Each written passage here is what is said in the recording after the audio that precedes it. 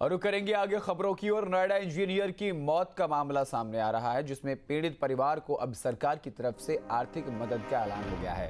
Engineer युवराज के पिता को 4 लाख रुपए की सहायता राशि देने की बात कही जा रही है। ये बड़ी खबर, बड़ी जानकारी हम आपको बता रहे हैं। आपको बता दें कि मृतक इंजीनियर युवराज के पिता को 4 लाख रुपए की आर्थिक सहायता दी जाएगी। मुख्यमंत्री योगी आदित्यनाथ ने एसआईटी जांच के आदेश दे दिए हैं। जांच और कार्रवाई के साथ पीड़ित परिवार को आर्थिक मदद की बात कही जा रही है। आपको बता दें कि मुख्यमंत्री योगी आदित्यनाथ ने एसआईटी जांच के आदेश दे दिए हैं। जांच और कार्रवाई के साथ पीड़ित परिवार को आर्थिक मदद भी दी गई है। तो 4 लाख रुपए की आर्थिक मदद का ऐलान जो है वो प्रदेश सरकार की तरफ से कर दिया गया है। इंजीनियर युवराज के पिता को 4 लाख रुपए की आर्थिक सहायता दी जाएगी। तो आपको बता दें कि मुख्यमंत्री योगी आदित्यनाथ ने जैसे ही इस पूरे मामले का संज्ञान लेते ही सबसे पहले त्वरित कार्रवाई करते हुए उन्होंने नोएडा प्राधिकरण के सीईओ को हटाया। उसके बाद एसआईटी जांच के आदेश दिए।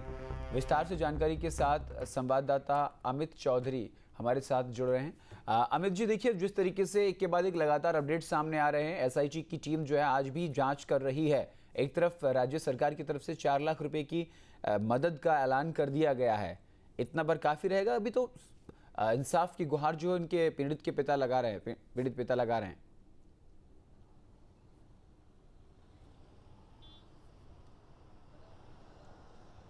बिल्कुल, देखिए इस पूरे मामले में अभी कार्रवाई जारी है और एसआईटी का गठन प्रदेश सरकार की तरफ से इसीलिए किया गया था ताकि जिम्मेदार अफसरों की जिम्मेदारी तय की जाए। उस जगह की मैं तस्वीर दिखाता हूं जहां इंजीनियर की मौत हुई है। कितनी तस्वीर उस दिन के बाद से बदली है, आप देखकर अंदाजा लगा सकते हैं कि मुख्यमंत्री की सख्ती के बाद अधिकारी किस रफ्तार से काम कर रहे हैं। सामने की तरफ आपको तमाम जो पुलिसकर्मी हैं खड़े हुए दिखाई देंगे। बैरिकेटिंग लगाया गया था, हादसे के बाद ये बैरिकेटिंग भी यहाँ लगे हुए हैं। उसके अलावा दूसरी लेयर के बैरिकेटिंग भी आपको दिखाई देंगे। 2 लेयर लगा दी गई हैं। स्थानीय थाने के जो बोर्ड हैं उनको यहाँ पर बैरिकेड्स को उनको यहाँ पर लगाया गया है और दूर तक जो पुलिसकर्मी हैं आज सुबह से इसलिए यहाँ पर तैनात किए गए हैं। 2 एसीपी को तैनात किया गया है, कई इंस्पेक्टर हैं, उसके अलावा तमाम पुलिसकर्मी हैं, क्योंकि एसआईटी की टीम कल भी इस लोकेशन पर आई थी और यहाँ आने के बाद एसआईटी की टीम के द्वारा जो मौका मुआयना वो किया गया था। और आज जो जानकारी है मौके पर तमाम चीज़ों को देखने के बाद जो इंजीनियर है उनके पिता से भी पूछताछ करेंगे, बातचीत करेंगे। एक दौर की बातचीत कल उनके द्वारा की गई थी और सबसे पहले इंजीनियर के पिता से बातचीत कर यही समझा था कि जिस तरीके की तस्वीर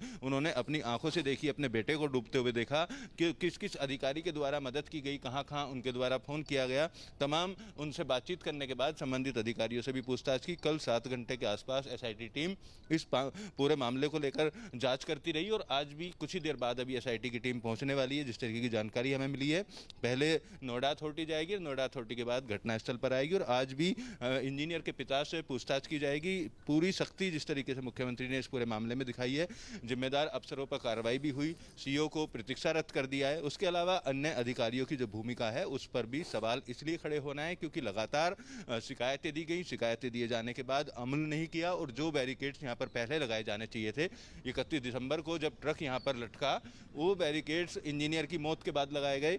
और इस ये जो पानी भरा हुआ है, इस भरे हुए पानी को लेकर भी कई तरीके के सवाल इसलिए सामने आ रहे हैं क्योंकि जिस बिल्डर की ये ज़मीन थी उस बिल्डर द्वारा बेसमेंट की खुदाई यहाँ पर करवाई गई, लेकिन जानकारी जो हमें सूत्रों के हवाले से मिली है प्राधिकरण के, इस जगह का नक्शा पास कराए बिना ही यहाँ पर बेसमेंट खोद दिया गया और यहाँ पर बड़े बड़े होर्डिंग लगाकर विज्ञापन के लिए पंपलेट लगाए गए। उस होर्डिंग और विज्ञापन लगाने के मामले में नोएडा प्राधिकरण ने 2022 में 6 लाख रुपए का जुर्माना भी लगाया था और 2022 से जो भी यहाँ बेसमेंट की खुदाई या काम चल रहा था वो पूरी तरीके से बंद पड़ा हुआ है। तो बंद काम होने के बावजूद भी जो प्राधिकरण के संबंधित विभाग हैं, चाहे जल डिपार्टमेंट की बात करें या ट्रैफिक सेल की बात करें, विद्युत यांत्रिक विभाग जो रेड लाइट और तमाम जो स्ट्रीट लाइट हैं उनका संचालन करता है, तो उन तमाम विभागों की जो जिम्मेदारी बनती थी वो जिम्मेदारी को नहीं निभाया गया। यहाँ पर पहले अगर गड्ढा खोद दिया गया था तो निर्माण कार्य करने से पहले बाउंड्री की जाती है। बाउंड्री आपको अभी तक यहाँ नहीं दिखाई देगी, तो उस नियम का पालन क्यों नहीं प्राधिकरण के अफसर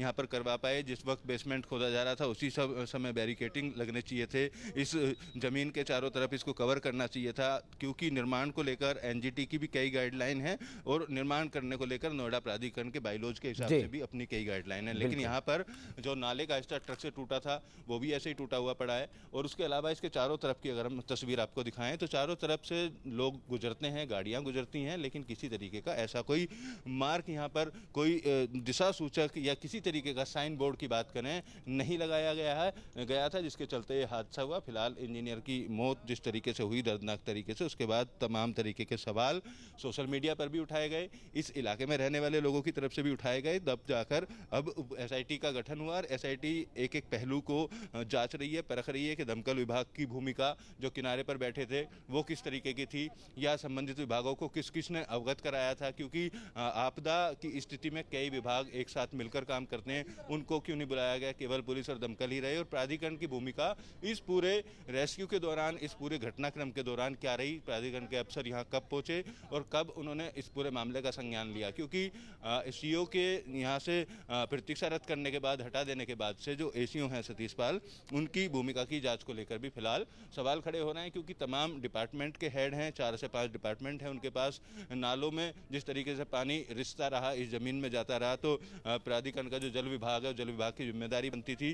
उसके अलावा ट्रैफिक सेल की अगर बात करें तो साइन बोर्ड यहाँ नहीं लगे थे, किसी भी तरीके का काम, बैरिकेटिंग नहीं लगाए गए, तो ट्रैफिक सेल की जिम्मेदारी भी यहाँ पर बनती है। तो तमाम विभागों की जिनकी जिम्मेदारी बनती है, उनकी जांच को लेकर अब एसआईटी की टीम गहनता से पूछताछ करेगी और पूछताछ करने के बाद शनिवार को अपनी रिपोर्ट जो है वो शासन को सौंप देगी। तो शनिवार को रिपोर्ट जाने के बाद में शासन स्तर पर फैसला लिया जाएगा कि जांच में जिस अधिकारी की कमी पाई गई, जिन अधिकारियों ने लापरवाही इस पूरे मामले में बरती, उन पर किस तरीके की कार्रवाई होगी। शनिवार के बाद ये तस्वीर भी साफ हो जाएगी और मृतक इंजीनियर के पिता ने साफ तौर पर कहा है कि उनके बेटे की जिस तरीके से जान गई है, इस तरीके से किसी और की जान नोएडा जैसे शहर में ना जाए, लिहाजा जो जिम्मेदार लोग हैं उनके खिलाफ कार्रवाई की जाए और ऐसे जो डार्क स्पॉट्स हैं जहां लोगों की जान जा सकती है, वहां काम किया जाए। जी, बहुत बहुत शुक्रिया अमित तमाम जानकारी के लिए।